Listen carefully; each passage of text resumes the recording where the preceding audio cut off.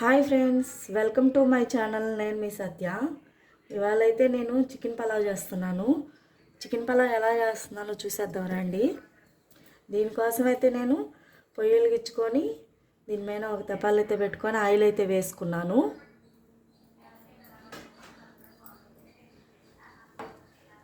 తర్వాత అయితే సన్నగా దరుక్కున్న ఉల్లిపాయలు అయితే ఇలా ఫ్రై చేసుకోవాలి.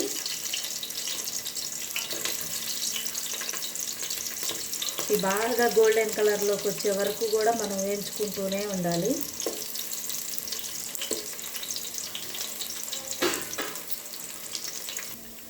దీనికోసం ఈ ఆకులు, ఇవి జీలకర్ర, షాజీరా పువ్వు ఇవి అంటారు కదా, ఇవి కొన్ని అయితే జీడిపప్పులు, ఇవన్నీ వేసుకొని కొంచెం వేగనివ్వాలి. కొంచెం లైట్గా గోల్డ్ కలర్లోకి వచ్చే వరకు. ఇంకా అవి కూడా వేగినాక కొన్ని ఉల్లిపాయ ముక్కలు, టమాటా ముక్కలు, మిర్చి ఇవన్నీ కూడా వేసుకొని ఇంకొంచెం సేపు వేగనివ్వాలి.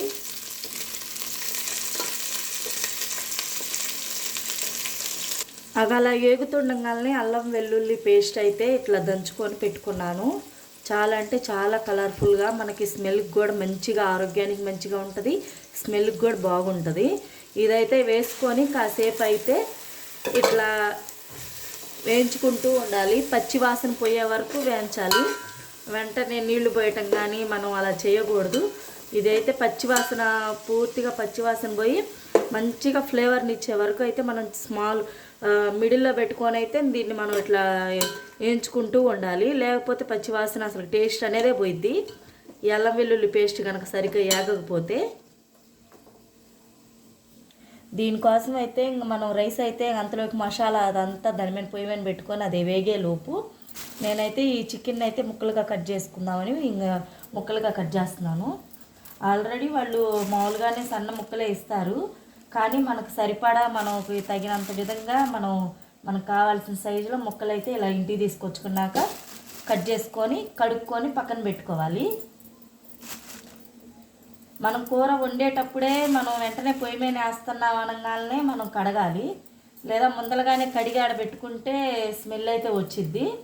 మనం తీసుకొచ్చుకోగానే వండుకునేటప్పుడే మనం కడుక్కొని పక్కన పెట్టుకోకూడదు. వెంటనే వండే ముందలే తీసి పక్కన పెట్టుకోకుండా కడిగి పక్కన పెట్టుకోవాలి. పూర్తిగా అయితే ఫ్రై అయింది. దీనికోసం కొంచెం ఫ్లేవర్ కోసం నేను నెయ్యి అయితే కొంచెం వేసుకుంటున్నాను. మంచి ఫ్లేవర్ని ఇచ్చిద్ది. పక్కనైతే చికెన్ కోసం స్టవ్ వెలిగించి దీనికైతే ఒక బౌల్ పెట్టుకొని దీనికైతే ఆయిల్ వేసుకుంటున్నాను. ఫస్ట్ అయితే ఆయిల్ మనం చూసుకొని సరిపడా వేసుకోవాలి. ఎక్కువ వేసుకున్న ఆయిల్గా ఉంటుంది, బాగోదు. సరిపడా వేసుకోవాలి. దీనిలోకి అయితే కొంచెం ధనియాల పొడి, కొంచెం కొబ్బరి తురుము, తగినంత ఉప్పు అయితే వేసుకోవాలి. ఉప్పు ఫస్ట్ కొంచెం మోయనగా వేసుకోండి, తర్వాత ఎసురు పోసినాకైతే తర్వాత చూసుకొని మళ్ళీ వేసుకోవచ్చు. ఇలాగైతే వేసుకొని కలదిప్పుకుందాం. శుభ్రంగా మనం వేసుకున్న పేస్టులు కానీ పొళ్ళు కానీ అన్నీ అయితే ఆయిల్లో, నెయ్యిలో రెండిట్లో వేసుకున్నాం కదా, అందుకని చెప్పేసి పూర్తిగా వేగినాయి. దీనికోసం మనం ఎసురుకి నేను ఇదిగో ఈ కొలత అయితే పెట్టుకున్నాను. మనం ఒక చెమ్ము బియ్యానికి చెమ్మున్నర బియ్యం ఎసురు అయితే పోసుకోవాలి. ఇలా ఎసురు అయితే పోసుకుంటున్నాను. ఎన్ని చెమ్ములు మనం బియ్యం పోసుకున్నామో అన్ని చెమ్ములు అయితే చెమ్మున్నర, ఒక లోటాకి లోటన్నర నీళ్ళు అయితే వేసుకోవాలి. ఇలా నేనైతే వేసుకుంటున్నాను, ఎసురు అయితే పోసుకుంటున్నాను. ఇలా అన్నీ వేసుకొని నీళ్ళు అయితే పోసుకున్నాక మూత అయితే పెట్టుకోవాలి. కలదిప్పుకొని మూత పెట్టుకుంటే నీళ్ళు తెరిలినప్పుడే మనం బియ్యం వేయాలి. ఇక్కడైతే మనం ఆయిల్ పెట్టుకున్నాం కదా చికెన్ వేసుకోవడానికి అని చెప్పేసి, దానికైతే ఉల్లిపాయ టమాటా అయితే ఇలా వేసుకుంటున్నాను. అలా వేగినాకైతే అల్లం వెల్లుల్లి పేస్ట్ అయితే వేసుకుంటున్నాను. ఇది కూడా బాగా నూనెలో అయితే వేగాలి, పచ్చివాసన పోయే వరకు వేగాలి. మనం ఏ కూర చేసుకున్నా ఇలా దేనిలో వేసుకున్నా మనం కనుక అల్లం వెల్లుల్లి పేస్ట్ కనుక వేసుకుంటే దాని పచ్చివాసన పోయే వరకు అయితే మనం ఇలా వేయించుకోవాలి. లేకపోతే దేనికి టేస్ట్ రాదు అసలుకి. అది స్మెల్ పచ్చివాసన కనుక వస్తే మనకి బాగోదు అంతగా టేస్ట్ అయితే. మనం దేంట్లో చేసుకున్నా సరే మనం ఇట్లా వేపుకుంటే బాగుంటుంది స్మెల్ అనేది. పచ్చివాసన పోయే వరకు ఇలాగైతే వేపుకుందాం. ఇలాగైతే పచ్చివాసన పోయే వరకు వేపుకున్నాం కదా. మనం కట్ చేసుకొని కడుక్కొని పెట్టుకున్న చికెన్ అయితే వేసుకుందాం. ఇలా వేసుకొని ఒకసారి అటు ఇటు కలుపుకొని పక్కన పెట్టుకోవాలి. మూత అయితే పెట్టుకోవాలి. మీడియం ఫ్లేమ్లో ఉంటే మనకి ఆ ఫ్లేవర్ అనేది బాగా ఈజీగా పడుతుంది, లేకుంటే పట్టదు, ముక్కకి అవ్వదు. అందుకని చెప్పేసి మనం ఇట్లనే పక్కన పెట్టేసుకోవాలి మూత పెట్టి. ఇప్పుడు దీనికి సరిపడా సాల్ట్ అయితే వేసుకుందాం. ఇప్పుడు సాంబార్ పొడి, అంటే పసుపుతో దంచుకున్న సాంబార్ పొడి మనం ఇంట్లో దంచుకున్నామని ఒకసారి చెప్పాను కదా మీకు, ఆ పొడి. దీనికి సరిపడా మనం మిర్చి వేసుకున్నాం, చికెన్లో వేసుకున్నాం, రైస్లో వేసుకున్నాం కాబట్టి దీనికి సరిపడా కారం అయితే వేసుకోవాలి చూసుకొని, లేకుంటే మంట ఎక్కువ అయిపోయింది. పిల్లలు ఎవరైనా పెద్దవాళ్ళు ఉండా కూడా ఎక్కువ కారం అయితే తినలేరు కదా. దానికోసం కారం ఉప్పు అయితే చూసుకొని వేసుకోవాలి. ఇప్పుడైతే రైస్లోకి అయితే నీళ్ళు అయితే ఇదిగో చూడండి ఇలా తెరులుతున్నాయి. ఇలా తెరిలినప్పుడు మనం 2-3 సార్లు కడిగి పెట్టుకున్న బియ్యాన్ని అయితే తీసుకొని ఇట్లా వేసుట్లోనైతే వేసుకోవాలి. నేనైతే మా చేలో పండిన పంటను పెట్టే మా బియ్యం బీపీటీ బియ్యంతోనే నేను ఇలా రైస్ చేసుకుంటున్నాను. అవన్నీ బయట తీసుకొచ్చే బియ్యంతో అయితే నేను చేయట్లేదు. ఎందుకంటే మన ఇంట్లో పండినవి మన చేలో పండి మనం తీసుకొచ్చుకున్నాం కాబట్టి ఇవే మేము ఎప్పుడు చేసుకున్నా కూడా ఇవే చేసుకుంటాము.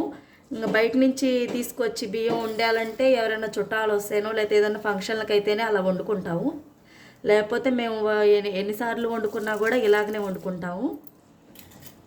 చాలా రుచిగా కూడా ఉంటుంది. బయట తీసుకొచ్చుకొని వండుకున్న బియ్యం చప్పగా ఉంటుంది. మన చేలో పండించుకున్న బియ్యం అయితే చాలా టేస్టీగాను రుచిగా ఉంటుంది. రైస్ అయితే ఇలా పైకి వచ్చింది. దీనికోసం మనం కొంచెం నెయ్యిని అయితే యాడ్ చేసుకుందాం. రైస్ కల్లా ఎంత నెయ్యి వేసుకుంటే అంత టేస్ట్గా ఉంటుంది, ఆయిల్ కన్నా కూడా. ఇలా అన్నం మగ్గినటప్పుడే వేస్తేనే నెయ్యి అనేది రైస్కి పట్టిద్ది. మనం నీళ్ళల్లోనో లేకపోతే పోపులోనో వేస్తే రైస్కి పట్టదు. ఇలా రైస్ ఇలా మనకి కొంచెం ఇట్లా పైకి వచ్చినప్పుడు మనం రైస్ ఉడకబెట్టేటప్పుడు వేస్తేనే రైస్కి నెయ్యి అనేది చాలా ఈజీగా పట్టిద్ది. ఇంకొక పక్కన కూర అయితే చూడండి, ఇదిగో ఆయిల్ అంతా పైకి వచ్చేసింది. ఇట్లా ఆయిల్ అంతా పైకి వస్తుందంటే కొంచెం మగ్గినట్టే. దీనికోసం అయితే మనం వాటర్ అయితే యాడ్ చేసుకుందాం. ఇట్లా వాటర్ పోస్తే బాగా మెత్తగా ముక్క ఉడకడానికి సహాయపడుతుంది. దీనికోసం అయితే మళ్ళీ కొంచెం పైన కొత్తిమీరతో అయితే ఇలా వేసుకుందాము.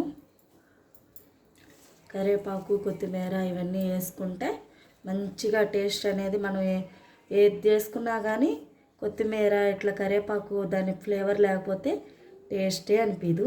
దాని ఫ్లేవరే వేరే లెక్క.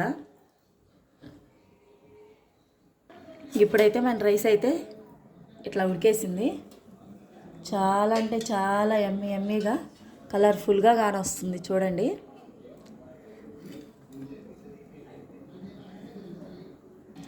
ఇలా ప్లేట్లో పెట్టుకొని అయితే ఇంక సర్వ్ చేసుకుందాం. చాలా అంటే చాలా టేస్టీగా ఉండే చికెన్ పలావ్. నా సండే అయితే ఇవాళ ఇలా గడిచింది. మీకు ఎలా గడిచిందో కామెంట్ చేయండి. ప్లీజ్ మన ఛానల్ కనుక మీకు నచ్చినట్టయితే సబ్స్క్రైబ్ చేసుకోండి.